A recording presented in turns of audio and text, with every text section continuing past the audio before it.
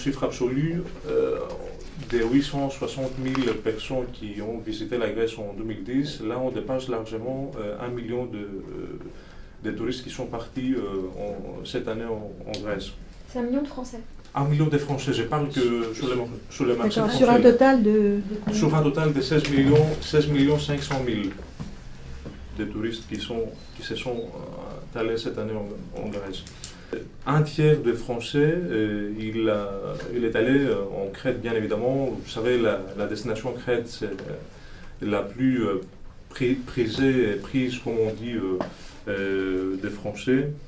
Le tourisme, il est très important et c'est la première source et le premier rapport économique pour la stabilité du pays.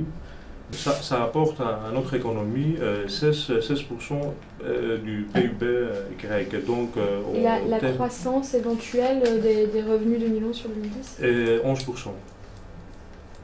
Au global. Au global. Moi, je rajouterais une chose par rapport à la perception de la Grèce dans la presse et même dans l'image qu'elle a acquise cette année. Et 2010 a été une année quand même où la Grèce a été sérieusement attaquée par tous les médias. Mais à l'époque, effectivement, il n'y avait pas trop de problèmes dans d'autres pays, ce qui fait que ça a eu un vrai impact sur les arrivées de touristes, et donc nous, sur nos ventes en tout cas, en tant que tour opérateur. Et en fait, en 2011, il y a eu à peu près autant de mouvements sociaux qu'en 2010. Simplement, la différence, c'est qu'il y avait d'autres pays qui avaient beaucoup plus de problèmes que la Grèce, que ce soit les pays du Maghreb, bien sûr, mais également même l'Espagne, où il y a eu un mouvement d'indignés ou qui a beaucoup fait parler de lui. Ce qui en fait, les mouvements sociaux sont un peu banalisés en fait. Ce qui fait que c'est l'impression qu'on a senti ça. La Grèce a été une vraie destination refuge en 2011, à la suite des événements de janvier, février en Tunisie, en Égypte, et dans une moindre mesure au Maroc.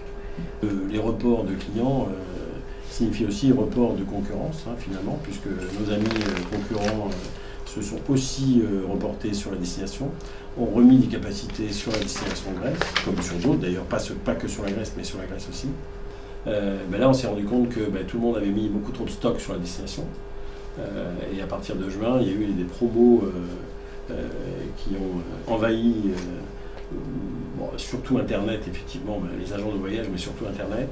Et là, on a assisté à une boucherie avec effectivement des tarifs à partir de juin qui étaient en dessous de 300 € pour une semaine en Grèce, ce qui n'est même pas le prix de l'avion.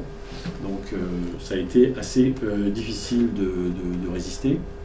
Donc notre chiffre d'affaires, je vais après revenir sur la Grèce, le chiffre d'affaires total, il se monte à 94 500 000, ce qui est le chiffre record d'Eliade au jour d'aujourd'hui.